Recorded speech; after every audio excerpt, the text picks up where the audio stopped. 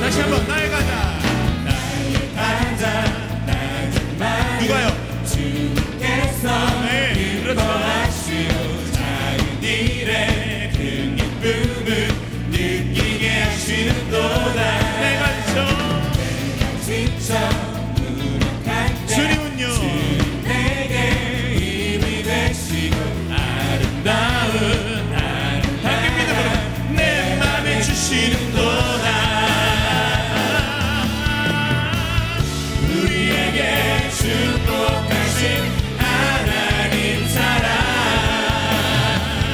나는 나를 높여주시고 나는 나를 높여주시고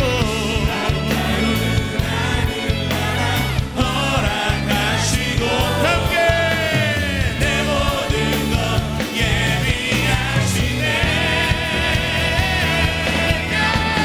찬양함의 기쁨을 감사함의 평안을 간구함의 하나님 알도록 하셔. 다시 한번 찬양할까요? 찬양함의 기쁨을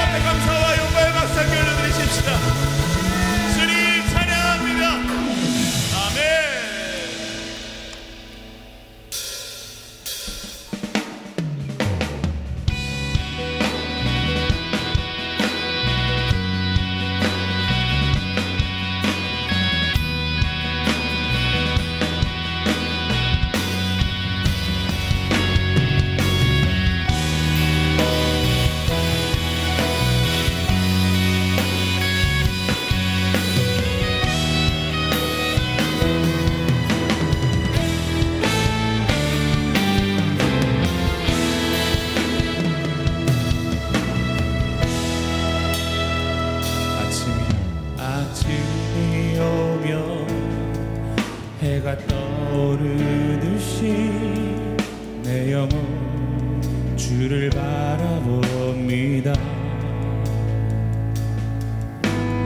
어둠 속에 지쳐있는 내게 말씀으로 보여주신 주님의 음성. 아침이 오면 해가 떠오르듯이 내 영혼 주를 바라봅니다. 어둠 속에 지쳐있는 내게 말씀으로 보여주신 주님의 음성.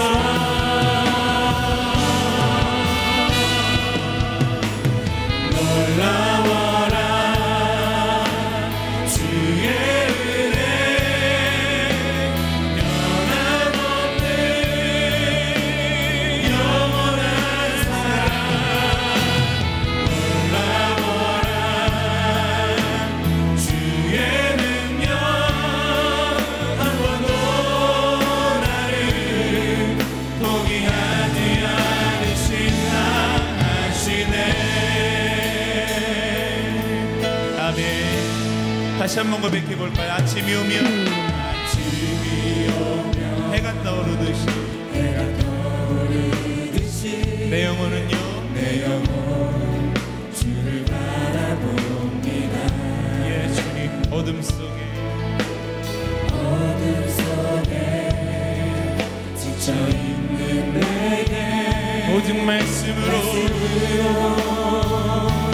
보여주신 주님의 음성. 자, 우리 다 함께 오른손을 높이 들고 믿음으로 놀라워라 놀라워라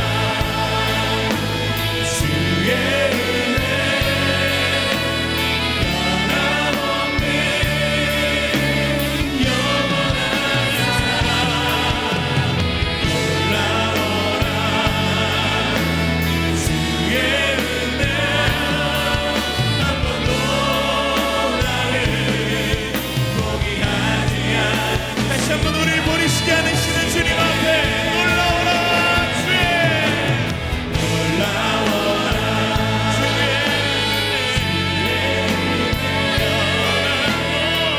변함없는 영원한 사랑 놀라워라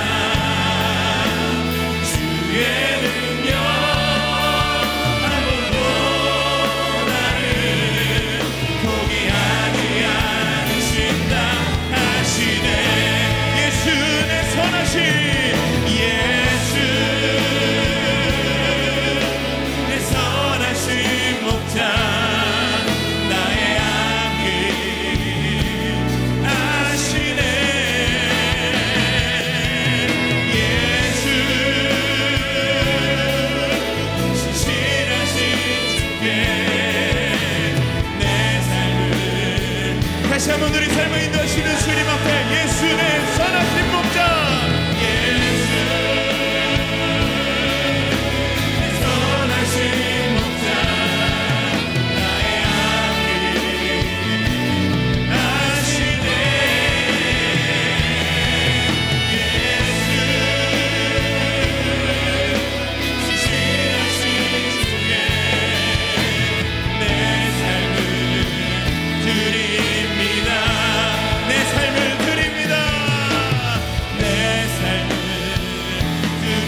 우리 두 손을 높이 들고 내 삶을 드립니다. 주님 내 삶을 드립니다. 할렐루야. 영광 중에 계신 그 하나님 앞에 다시 한번 큰 박수로 함께 영광을 올리시겠습니다. 우리 보좌 앞에 모였네. 함께 주를 찬양하며 하나님의 사랑 그 아들 주셨네. 그의 피로 우리 구원받았네.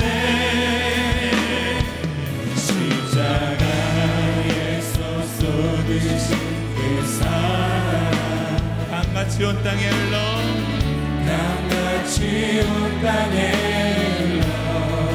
각 나라와 족속 백성 방언에서 함께 구원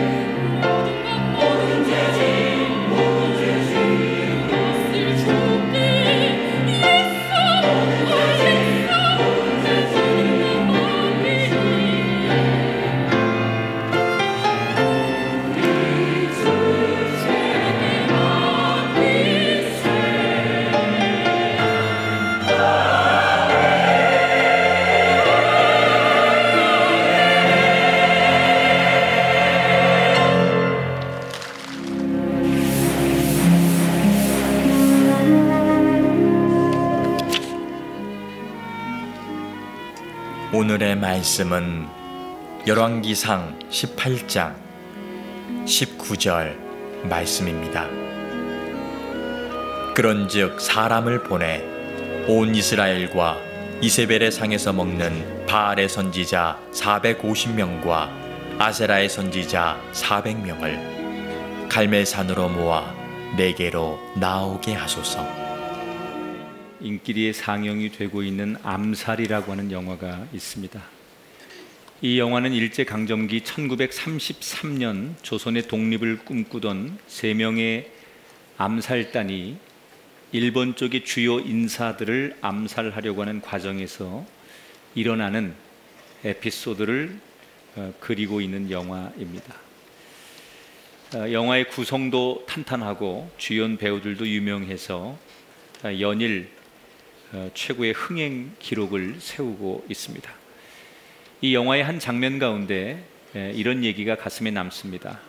어떤 사람이 독립을 위해 싸우는 암살단에게 냉소 어린 이런 질문을 합니다. 당신들이 암살 작전에 임한다고 해서 몇몇 일본 주요 인사들을 죽인다고 해서 우리 조국이 독립하는 것은 아니지 않느냐? 이때 여자 주인공이 이렇게 대답하죠. 맞습니다. 우리가 몇 사람을 죽인다고 해서 당장 조선의 독립이 이루어지는 것은 아닙니다. 하지만 우리는 그렇지만 계속 알려주어야 합니다. 우리가 포기하지 않고 싸우고 있다는 것을. 당시의 독립군들은 일본이라고 하는 적 외에도 많은 조선인들의 비웃음과도 함께 싸워야 했습니다.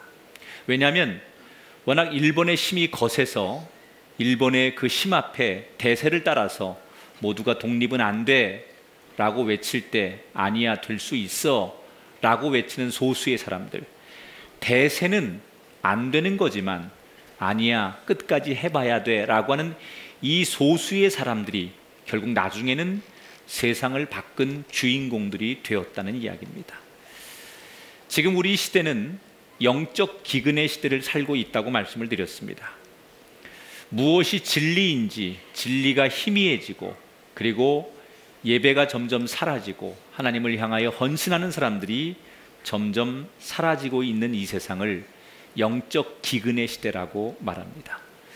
그때 하나님께서는 이 기근을 없애기 위해 이 땅에 어떤 사람을 역사 속에 들어 쓰시는데 그 변화의 주인공들은 어떻게 행동을 하느냐. 항상 보면 역사 속에 모두가 대세를 따라갈 때 아닙니다 라고 이야기하는 사람들이 역사의 주인공이 되더라는 거죠. 오늘 열왕기상 18장에 나오는 엘리야의 이야기가 바로 그런 이야기가 아닐까 생각합니다. 구약 성경에 보면 아주 극적인 대결 구도의 이야기가 재미있는 이야기가 2개가 나옵니다. 하나는 모세와 바로의 대결, 그리고 오늘 본문에 엘리야와 바알 선지자들과의 갈멜산에서의 대결. 아주 너무 이 이야기의 대칭 구조가 흥미롭고 누구든지 아주 관심 있게 볼 수 있는 그런 이야기로 구성이 됩니다.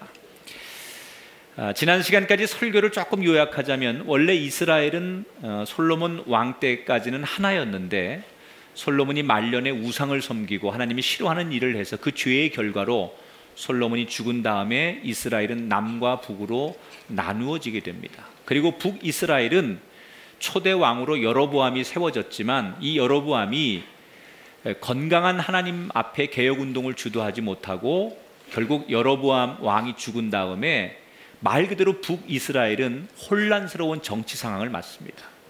5명의 왕이 등극하지만 왕의 자리를 뺏기느라고 대혼란을 거듭하는 가운데 오늘 아합 왕이라는 사람이 등장하죠. 근데 이 사람은 역대 어느 왕보다도 잔인하고 죄를 많이 짓는 왕이었더라. 성경 그렇게 소개합니다. 아합 왕이 지은 죄 가운데 가장 대표적인 악이 뭐였느냐? 시돈이라고 하는 나라에 그 지역에 이세벨이라고 하는 여자와 정략 결혼을 하죠. 왜 아합은 이세벨과 정략 결혼을 하느냐? 이 이세벨은 시돈이라고 하는 그 지역의 공주입니다. 그런데 그 시돈은 굉장히 당시 부유한 곳이었어요. 그래서 시돈 지역의 자금을 갖다가 이스라엘의 경제에 도움을 주고 싶었던 그런 마음이 있었습니다. 그러니까 지금의 정치하는 사람들이 대개 경제적 논리 이것 때문에 막 그 기본을 무너뜨리고 경제 활성화를 위해서 무조건 다 하는 것은 역사를 통해 보면 건강하지 않은 거예요. 이 아합이라는 사람이 지은 죄가 참 많지만 특히 우상을 받아들이는 거죠.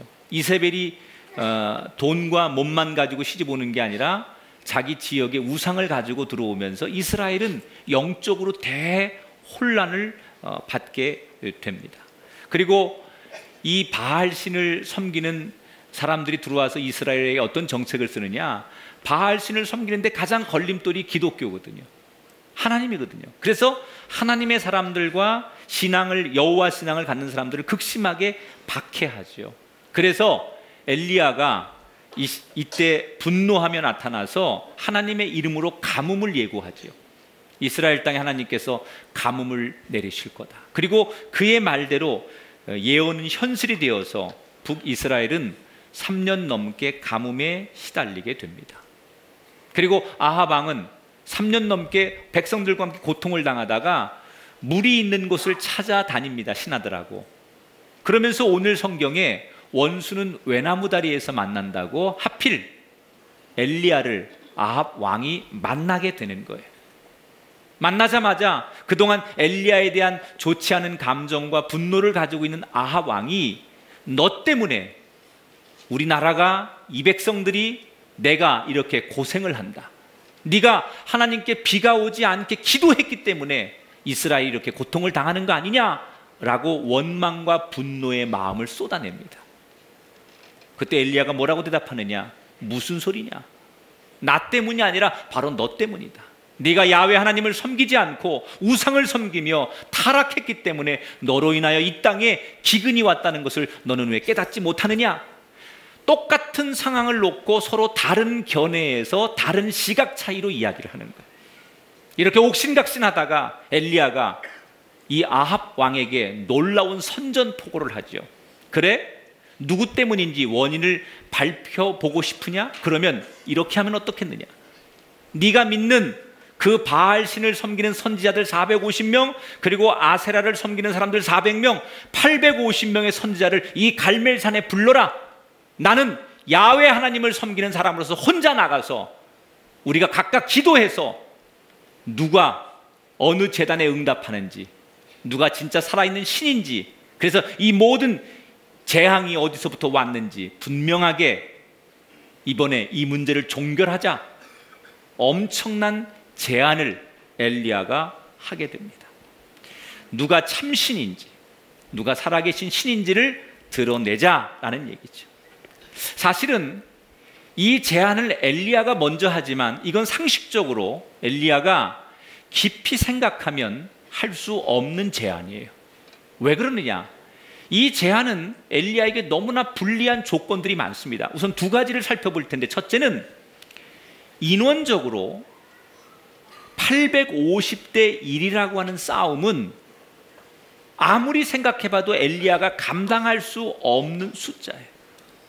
자기를 죽이려고 850명이 자기를 포위하는데 혼자서 그 850명과 맞서 싸운다는 것은 거의 불가능한 상황을 연출하게 되는 거예요. 그러니까 숫자적인 면에서 압도적으로 이 문제는 어려울 수밖에 없는 위험 요소를 가지고 있어요.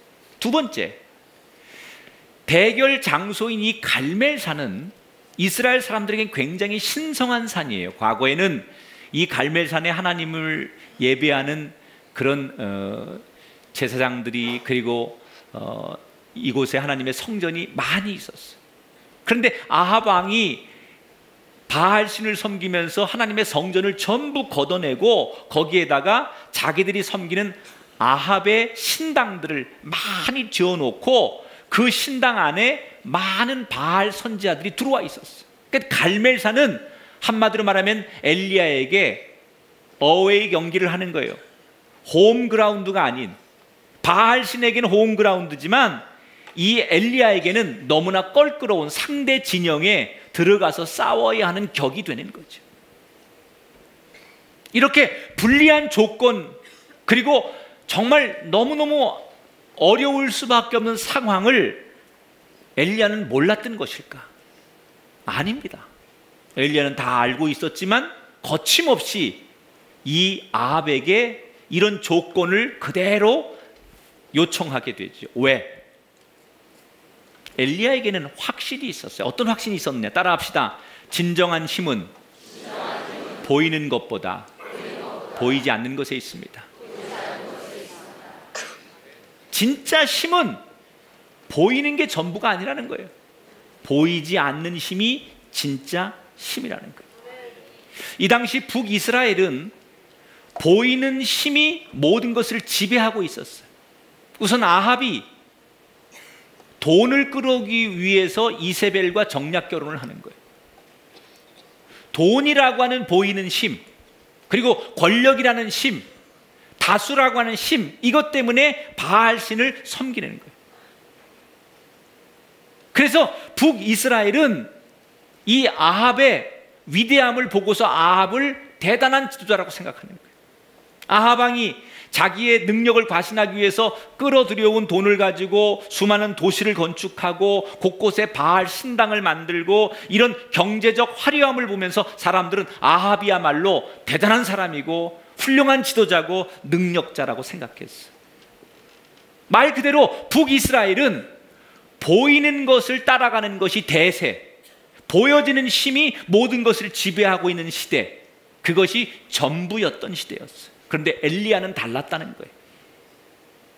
모든 사람들이 보이는 것을 따라갈 때 엘리야는 아무도 보지 못하는 하나님이 이 시대의 진짜 야훼 하나님이시고 살아계신 분이고 우리에게 힘이 되신다는 것을 보여주고 싶었어요.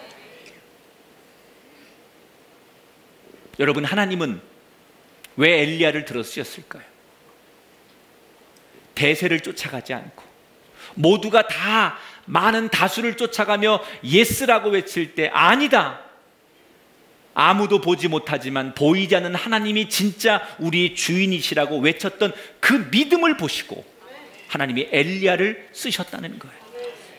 여러분, 우리가 이 시대에 하나님 앞에 쓰임받는 주인공이 되려면 모든 사람들이 보이는 것을 쫓아갈 때 보이지 않는 것을 쫓아갈 수 있는 엘리야처럼 세상을 거스릴 수 있는 그런 눈과 믿음이 있을 때만이 하나님이 우리를 들어 쓰실 줄 믿으시기 바랍니다. 그 옛날 아합의 시대도 그랬지만 우리가 살아가는 지금의 시대에 우리 사회에 가장 큰 보이는 힘을 꼽으라고 하면 사람들은 돈을 꼽을 거예요. 올해 4월에 우리나라 5급 공무원에 새로 임명된 515명을 대상으로 설문조사를 했는데 무려 82.9%의 응답자가 우리 사회에서 가장 큰 힘은 돈이다 라고 응답을 했어요. 우리나라에 있는 고위직 공무원들이 우리 사회를 지탱하고 있는 가장 큰 힘은 돈입니다. 공무원들 자체가 그런 얘기를 했어요. 미국 일부 도시에서는 1박에 82달러, 우리 돈으로 96,000원을 내면 일반 감방에서 호텔급 감방으로 옮길 수 있는 제도가 생겼대요. 죄를 짓고도 돈만 있으면 호텔급 생활을 할 수 있는 감방들이 미국에 생겼어요. 오늘 많은 현대인들은 돈만 얻을 수 있다면 오늘은 교회, 내일은 절, 모레는 무당, 끊임없이 옮겨 다니는 사람들이에요. 왜? 돈은 보이는 힘이기 때문에. 그런데 그 보이는 힘을 얻으려다가 더 소중한 것을 잃는 사람들이 많아요. 대표적으로 요즘 롯데 재벌이 조금이라도 내가 더 가져보고 더 많은 것을 얻어보겠다고 보이는 힘에 자기를 편승해 보겠다고 아버지와 자식이 싸우고 형제들끼리 싸움을 하면서 온 가족이 전 국민들 앞에 망신을 당하고 있습니다. 더 아쉬운 것은 많은 사람들이 보이는 힘만 쫓다가 정작 하나님을 잃어버릴 때가 많다는 거예요. 우리 그리스도인들도 신앙생활을 하다가 보이는 힘에 우리 마음이 흔들릴 때가 많아요. 누가 좋은 차를 타고 다니면 부러운 거예요. 누가 좋은 아파트에 살면 배가 아픈 거예요. 그리고 그동안 내가 예수 믿으면서 손해봤던 것, 이런 것들이 후회되는 사람도 있어요. 여러분, 기억하십시오. 보이는 신만을 전부라고 생각하지 마시라는 거예요. 하나님은 우리 눈에 보이지 않지만 분명히 우리에게 힘이 되시는 분이에요. 우리의 등 뒤에서 내가 너를 포기하지 않겠다, 내가 너를 도와주겠다, 내가 너와 함께하겠다, 그리고 우리를 격려하시고 밀어주시는 분, 그게 진짜 힘인 것을 아셔야 됩니다. 오늘 믿음의 눈으로 엘리야처럼 대세를 쫓아가는 세상 사람들과 다르게 보이지 않는 하나님의 힘을 인정할 수 있는 저와 여러분이 될 수 있기를 주님의 이름으로 축원합니다.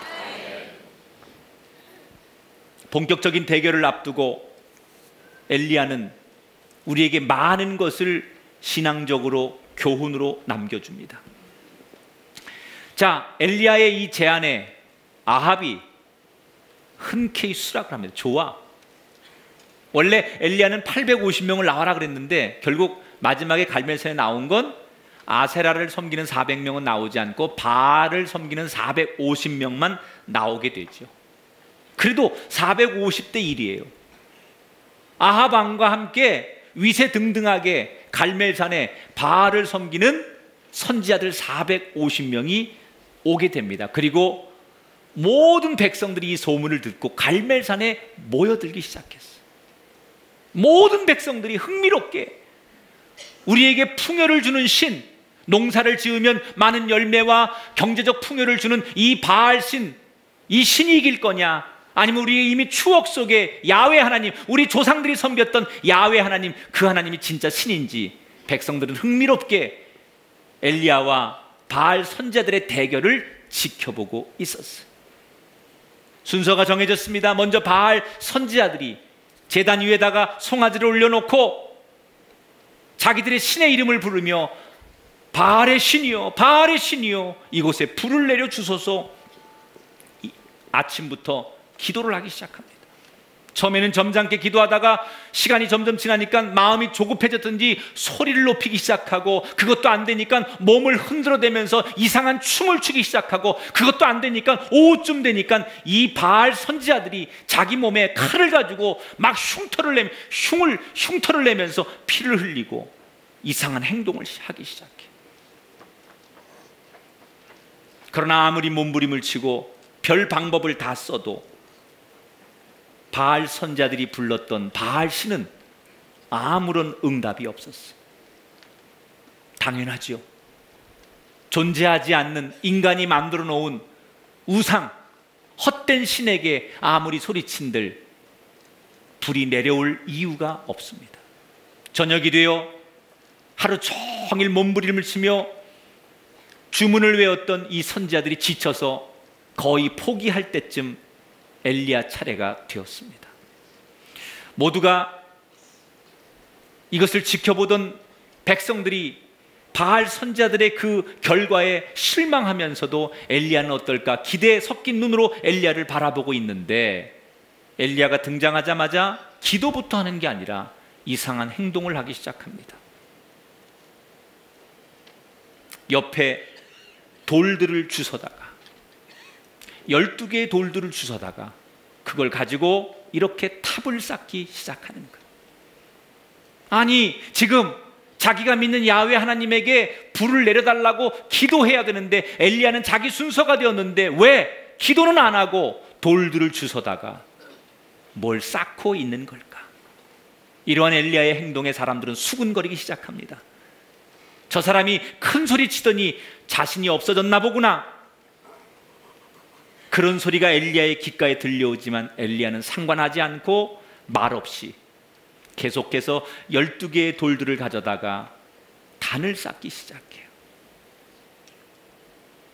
엘리야는 왜 기도하기 전에 사람들이 이해할 수 없는 이런 행동을 한 것일까?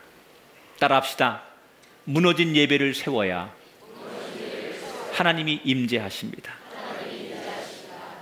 엘리야는 하나님의 임재를 경험하기 전에 무너진 예배, 무너진 제단을 바로 세워야 된다고 생각했어요.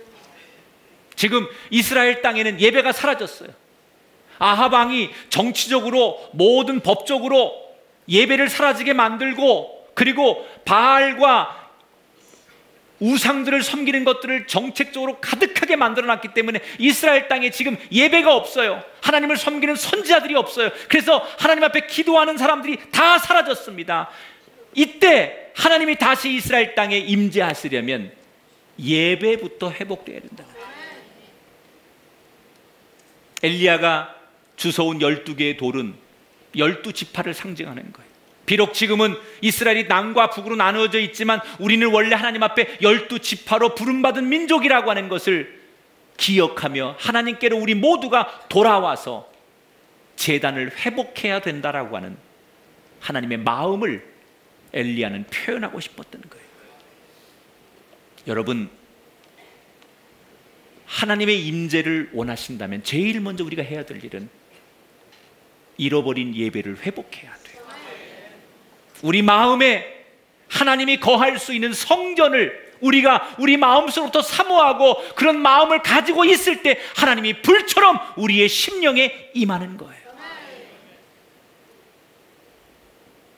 사람들이 우리에게 뭐 하는 거냐고 비웃어도 상관하지 마십시오. 예배 드린다고 해서, 기도한다고 해서 이 문제가 해결되겠냐고 우리에게 손가락질을 해도 상관하지 마십시오. 왜? 보이지 않는 힘을 쫓아가는 사람은 하나님을 만나야 하나님으로부터 힘을 얻는 거예요. 여러분, 언제 하나님을 만나요? 우리는 예배를 통해 하나님을 만나는 거예요. 예배를 통해 지혜를 얻는 거예요. 예배를 통해 하나님의 예언의 말씀을 듣는 거예요. 예배를 통해 우리가 하나님 앞에 간구하고 기도하게 되는 거예요. 예배를 통해 하나님을 경배하고 찬송하는 거예요. 예배는 하나님을 만나는 너무나 중요한 통로예요. 하나님은 예배를 통해서 응답하시고 예배를 통해서 새 힘을 주시는 분이에요. 그러므로 우리가 하나님의 임재를 경험하려면 우리 안에 예배가 회복되어야 된다는 거예요. 여러분, 가정에 무너진 가정 재단을 다시 세우시기 바랍니다. 자녀들의 돌을 하나하나 세우시면서 여러분 가정 안에서, 여러분 부모 안에서, 여러분 부부 안에서 예배가 회복될 때 여러분의 가정에 하나님의 성령의 불이 임할 줄 믿으시기 바랍니다. 엘리야는 기도하기 전에 무너진 제단, 무너진 예배를 회복하는 것, 그것이 먼저라고 생각했어요. 그리고 드디어 엘리야가 제단을 다시 쌓은 다음에 기도하기 시작합니다. 송아지를 제단 위에 올려놓고 엘리야가 이상한 행동을 해요. 어떤 불로도 탈 수 없을 정도로 백성들의 도움을 받아가지고 그 제단에다가 물을 갖다 붓기 시작해요. 여러분, 어떤 불도 물이 붙으면 불은 꺼지는 거예요. 강한 불도 물이 있는 곳엔 불의 효능을 발휘할 수 없는 거예요. 그런데 엘리야가 지금 하나님께 불을 달라고 기도해야 되는데 먼저 백성들에게 물을 가져와서 이 제단에다가 가득하게 물을 부어라. 그래서 모든 제단이 물에 적셔지고 그 물이 얼마나 많은지 도랑이 파여져 가지고 물이 흘러갈 만큼 흥건하게 물을 갖다 부었대요. 뭘 의미하는 걸까요? 하나님의 역사를 기다리는 엘리야는 인간의 힘으로는 도저히 안 될 상황 속에서 역사해야만 하나님의 일이라고 생각해요. 인간의 힘으로, 인간의 상식으로 될 수 없는 지경까지 갔을 때 하나님의 역사하심을 사모하는 거예요. 그렇게 물을 가득 갖다 붓고 사람들이 기대 반 걱정 반의 눈으로 바라보고 있을 때 엘리야가 30절에 기도하죠. 여호와여 내게 응답하소서, 내게 응답하소서. 이 백성에게 주 여호와는 하나님이신 것과 주는 그들의 마음을 되돌이키심을 알게 하옵소서라고 기도하기 시작해요. 그런데 여러분, 놀라운 일이 일어났어요.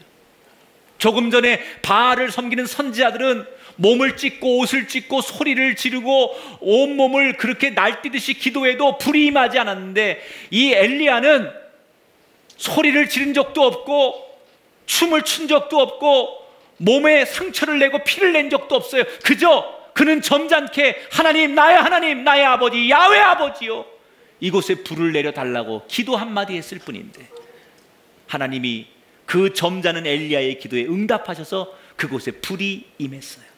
38절 39절 보겠습니다. 같이 읽어봅니다. 이에 여호와의 불이 내려서 번제물과 나무와 돌과 흙을 태우고 또 도랑의 물을 핥은지라 모든 백성이 보고 엎드려 말하되 여호와 그는 하나님이시로다, 여호와 그는 하나님이시로다. 할렐루야. 바알 선지자들이 하루 종일 기도해도 비가 오지 않던 그곳에 불이 내려와 송아지와 제단, 심지어 물까지 모든 것을 다 태웠어요. 여러분 놀랍지 않아요? 물까지 태울 수 있는 강력한 불. 얼마나 그 불이 강하든지 물까지도 다 말라버리고 태워버릴 만큼 강한 불이 그곳에 임했어요. 엘리야는 그냥 하나님의 이름만 불렀을 뿐인데 하나님은 그곳에 임재하셨어요. 제단이 세워지고 예배가 회복되는 그곳에 하나님이 그 이름만 불러도 그곳에 임재하시는 은혜를 경험했어요. 사랑하는 여러분, 오늘 이 말씀을 듣고 여러분의 마음에 하나님의 이름이 묵상되게 되길 바랍니다. 여러분 입술에 하나님의 이름이 고백되게 되길 바랍니다. 여러분도 엘리야처럼 하나님을 부를 수 있게 되길 주 이름으로 축원합니다. 그래서 여러분의 죄악과 여러분의 과거와 여러분의 모든 더러운 것까지 완전히 태우고도 남을 수 있는 강력한 성령의 불이 여러분에게 임재하게 되길 주 이름으로 축원합니다. 모든 사람들이 엘리야를 비웃었습니다. 그러나 엘리야는 먼저 제단을 세우고 예배를 바로 세웠기에 기적의 주인공이 되었어요. 그냥 하나님의 이름만 불렀을 뿐인데 그곳에 물까지 태울 수 있는 강한 불이 임했어요. 이 불이 이 민족에게, 이 불이 이 지역사회에, 이 강력한 불이 여러분 가정에 임하기를 축원합니다. 그래서 모든 우리 인간적인 것을 다 태우고도 남을 만한 강력한 성령의 불이 우리 성도들의 가슴마다 임하게 되시기를 주의 이름으로 축원합니다. 엘리야가 이겼어요. 통쾌하게 이겼어요. 그리고 엘리야는 멈추지 않고 두 번째 기도를 해요. 이 땅에 가뭄이 끝나기를 하나님 앞에 기도하는 거예요. 원래 하나님께서 엘리야에게 뭐라고 약속하셨어요? 이 가뭄을 내릴 텐데 이 가뭄을 종식하는 선언을 엘리야의 입을 통하여 하게 하리라. 그래서 엘리야가 이제 하나님의 살아계심을 아합 왕과 모든 백성들에게 보여줄 만큼 다 보여줬으니까 이 땅에 더 이상 하나님의 가뭄이, 징계가 내리지 않도록 그가 기도하려고 산 하나를 데리고 갈멜산 꼭대기로 올라가는 거예요. 그리고 기도하기 시작해. 그런데 기도하는 그의 자세가 너무 재밌어요. 42절에 보니까 엘리야가 갈멜산 꼭대기로 올라가서 땅에 꿇어 엎드려 그의 얼굴을 무릎 사이에 넣고 이렇게 돼 있어요. 이건 이따 집에 가셔서 예배 끝나자마자 도착하자마자 꼭 반드시 한번 해보세요. 무릎을 꿇어요. 그리고 허리를 굽혀가지고 내 머리가 내 무릎과 무릎 사이에 쏙 들어가도록 만드세요. 요가를 하시는 분들은 이게 가능할 수 있을지 몰라요. 그러나 보통 사람들은 이 자세가 나오기가 거의 어려울 거예요. 아니 나온다 할지라도 잠시 몇 초는 이렇게 될지 몰라도 이걸 가지고 몇 분 동안, 몇십 분 동안 기도하고 이 자세를 계속 유지한다는 것은 너무너무 힘들다는 거예요.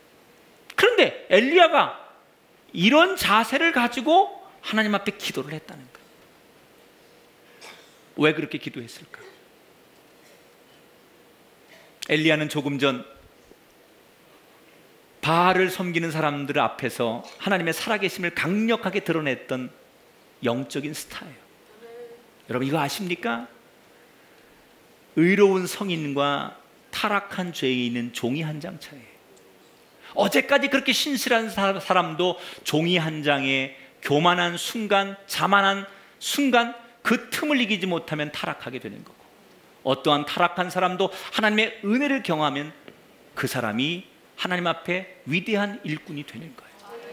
조금 전까지 위대했을지라도 내가 했구나, 내가 하면 못할 일이 없구나, 이런 교만한 마음이 들면 엘리야도 별것 아닌 사람이라는 거예요. 그는 하나님 앞에 가장 낮아지고 싶었던 거예요. 그래서 자기가 취할 수 있는 가장 낮은 자세, 그리고 겸손한 자세, 그리고 뭔가 한 가지의 목적을 위해 집중하는 모습. 아마도 엘리야가 이런 기도를 우리에게 모습을 보여준 것은 그냥 이날만 이벤트로 한 기도의 모습이 아니라 평상시에 그는 늘 이렇게 기도했다는 거예요. 그러니까 이 자세가 나오는 거예요. 훈련되어 있기 때문에, 평상시에 늘 이렇게 기도했던 습관이 있었기 때문에 자연스럽게 이런 자세가 나올 수 있었다는 거예요. 이런 어려운 자세를 가지고, 겸손하고 집중력을 가지고 엘리야가 간절히 하나님, 이제 이 땅에 가뭄을 거둬주시고 비를 내려주십시오 라고 기도했어요. 그런데 야속하게도 하나님의 응답이 없었어요. 자, 우린 살다 보면 공부나 직장이나 가정의 중요한 문제를 만나서 모든 걸 다 걸고 우리가 하나님 앞에 겸손하게 기도할 수밖에 없을 때가 있어요. 어떤 성도는 금식하며 기도하고, 어떤 성도는 아예 직장에 휴가를 내고 모든 것 생업을 뒤로 하고 기도원에 가서 죽기 살기로 그 문제를 놓고 기도할 때가 있어요. 하나님, 목숨 걸고 기도합니다. 하나님, 이 문제를 위해서 내가 할 수 있는 모든 것을 다해서 기도합니다. 그리고 엘리야처럼 우리는 초집중하고 이 문제를 위해 기도할 때가 있어요. 그런데 하나님이 우리에게 응답을 주시면 좋은데 야속하게도 금식하고 생업을 포기하고 깊은 기도원에 가서 하나님 앞에 작정하고 기도하는데도 불구하고 하나님이 그때 빨리 응답을 주시지 않는 경우가 많이 있어요. 그래서 그렇게 기도한 사람들이 영적 후유증으로 불평하게 되죠. 나는 금식해가며 하나님 앞에 내 모든 생업을 내려놓고 목숨을 걸고 기도했는데 하나님, 어떻게 나에게 이렇게 응답을 안 하실 수 있습니까? 이렇게 불평하고 원망하죠. 그래서 어떤 분은 그 영적 후유증 때문에 기도를 포기하고 신앙을 포기하는 분들도 만나게 돼요. 인간적으로는 얼마든지 그럴 수 있어요. 오늘 이 자리에 앉아 계신 분 가운데도 아마 그런 영적인 침체기를 겪는 분이 계실 수도 있다고 생각해요. 그런데 꼭 우리가 기억해야 될 게 그 다음 절에 나와요. 이때 엘리야가 뭘 하는지 보세요. 자기는 가장 겸손하게, 가장 진실하게, 가장 집중하며 하나님 앞에 비를 달라고 기도했는데 응답이 내려오지 않을 때 엘리야가 뭘 하는지 보세요. 43절, 44절을 같이 읽어보겠습니다. 시작. 그의 사환에게 이르되 올라가 바다 쪽을 바라보라. 그가 올라가 바라보고 말하되 아무것도 없나이다. 이르되 7번까지 다시 가라.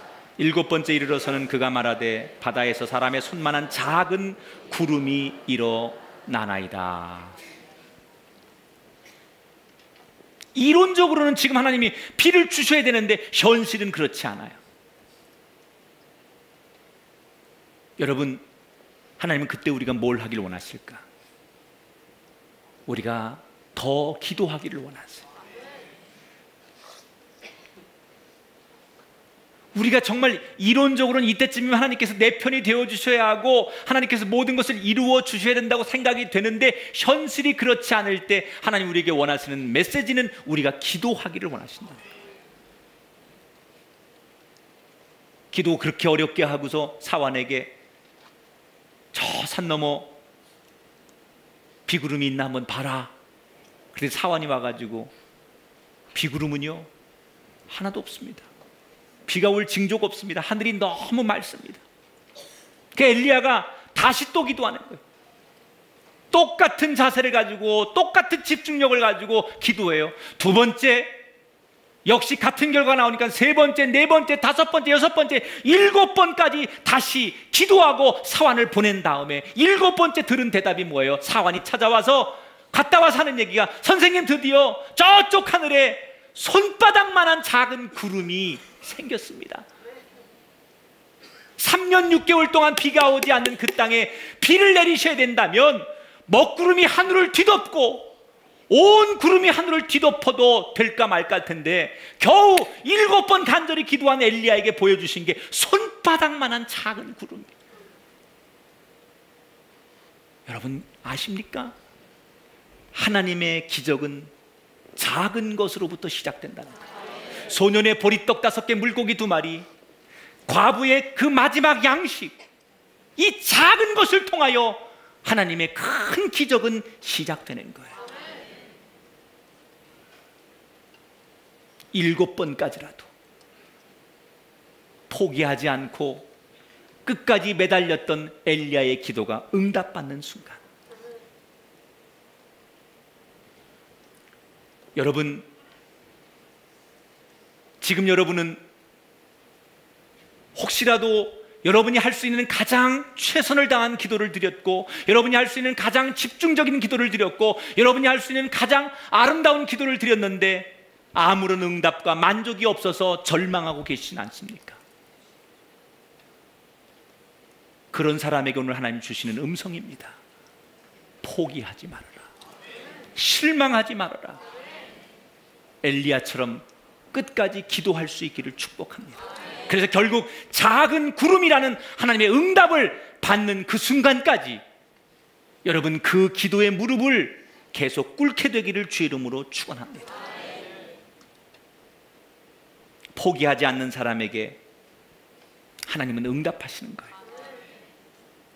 한번 이벤트를 잘하는 사람에게 응답하시는 게 아니라 그것이 삶이 되는 사람에게, 그 기도가 삶이 되고 하나님 앞에 대화가 삶이 되고 하나님을 진실하게 신뢰하기 때문에 언젠가 반드시 응답할 것을 믿기 때문에 보이지 않는 그 힘이, 이 세상을 지배하는 그 힘이 진짜라는 것을 인정하는 사람에게 하나님께서는 역사하시는 거예요. 오늘 이 열왕기상 18장은 우리에게 여러 가지 메시지를 줘요. 우리가 살아가는 이 시대를 다원주의 시대라고 해요. 그래서 다른 신의 영역을 서로 존중하고 인정하면서 내가 믿는 신을 믿는 시대. 여러분, 대단히 위험한 생각이에요. 지금 이 아합의 시대는 원래 하나님을 믿는 이스라엘 백성들이 다른 데서 들어온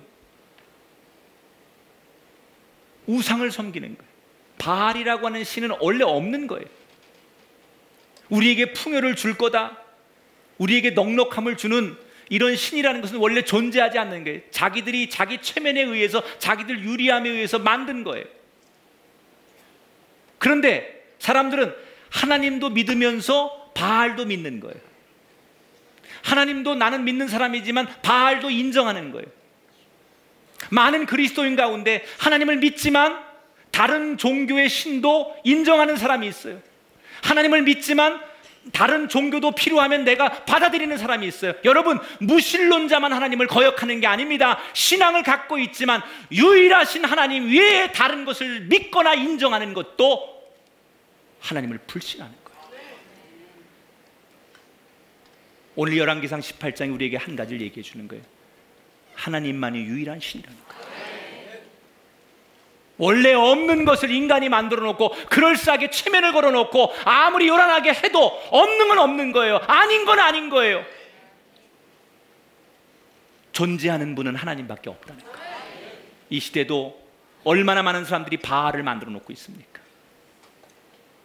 그럴싸한 세상에 수없는 이론을 만들어 놓고 그 이론 속에다가 포장을 해서 하나님 위에도 우리가 믿을 수 있는 신, 우리가 믿을 수 있는 힘이 많다고 생각합니다. 그러나 진짜 힘은 하나님밖에 없으며 원래 존재하는 분은 하나님밖에 없다는 사실을 이 아합 왕의 이야기를 통해 우리에게 말씀하고 계시는 거예요. 사랑하는 여러분, 우리의 목적은 사람들이 다 보이는 힘을 쫓아가고 있을 때, 그래서 보이지 않는 힘, 하나님으로부터 점점 멀어지고 예배가 사라지고 하나님을 찾는 백성들이 사라진 이 시대에 엘리야처럼 하나님이 진짜입니다. 하나님이 유일한 신입니다. 하나님이 이 땅에 불을 내려주셔서 그 도랑의 물까지도 태울 수 있는 하나님이 주시는 불, 인간이 내리는 불은, 인간이 만든 불은 물이 닿으면 꺼지게 돼 있어요. 인간이 만든 불은 물을 만나면 불이 필 수가 없어요. 그러나 하나님이 내리신 불은 인간이 만든 물까지도 태울 수 있는 강력한 불, 그 불을 내리셔서 이 땅의 죄악이 사라지고 이 땅의 타락이 사라지고 이 땅에 하나님의 공의가 임하기를 기도하고 선포해야 할 그 역할이 아방 시대는 엘리야에게 있었다면 지금은 저와 여러분에게 있다는 것을 기억하시고 우리 모두 이 시대에 엘리야가 되어서 하나님만이 우리의 힘이십니다. 하나님, 당신의 불을 내게 내려 주옵소서. 내가 밟는 이 땅에 하나님의 불이 임하기를 원합니다. 이렇게 기도하고 그 불을 받는 이 땅의 주인공이 되시기를 성부, 성자, 성령의 이름으로 축원합니다.